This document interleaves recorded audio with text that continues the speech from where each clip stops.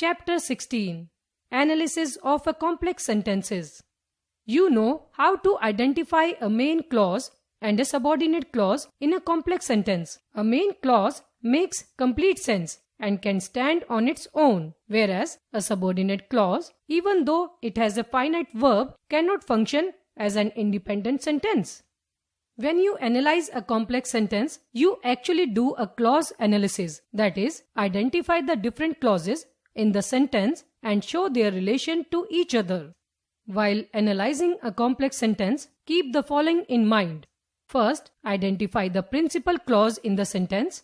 Next, identify the different subordinate clauses present in the sentence and establish their relation with the principal clause.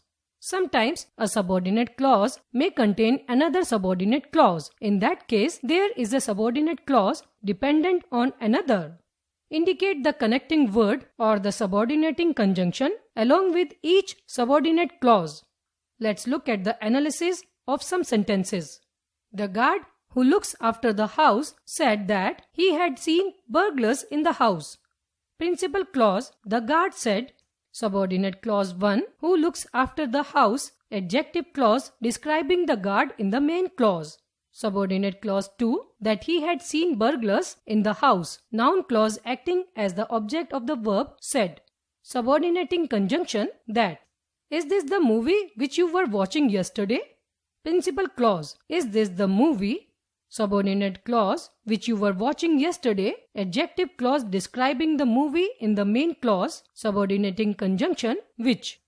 If you haven't finished writing the project, it does not mean that you should give up writing. Principal clause, it does not mean.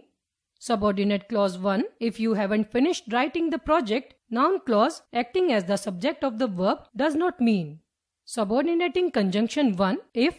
Subordinate clause 2, that you should give up writing, noun clause acting as the object of the verb does not mean.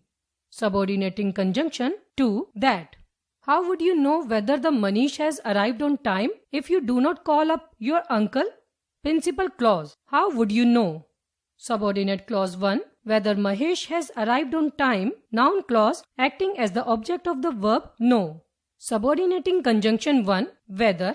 Subordinate clause 2, if you do not call up your uncle, adverb clause of condition modifying the verb know. Subordinating conjunction 2, if. The big bell, which stood at one corner of the corridor, rang at the end of each period loudly. Principal clause, the big bell rang at the end of each period loudly. Subordinate clause, which stood at one corner of the corridor, adjective clause describing the bell. Subordinating conjunction, which. Subordinating conjunctions. A subordinating conjunction is used to connect groups of words, one of which is dependent on the other. One group adds to the meaning of the other, though each could still be a sentence on its own. After he learned to drive, Sahil felt more independent. Shashi is happy because his grandmother is there. We cannot leave till the car is repaired. The teacher said that I must write a summary of the book. Ravi has phoned 5 times since you left. I will be annoyed if you don't come to my party. The most common subordinating conjunctions are after, although, because, before, how, if, once, since, then, that, though, till, until, when, where, and whether. Here is how than is used as a subordinating conjunction. Ravi works harder than I do.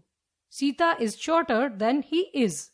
Note, although and though have the same meaning and are used in the same way. Till and until are similarly identical. We normally do not use a comma either before or after a subordinating conjunction.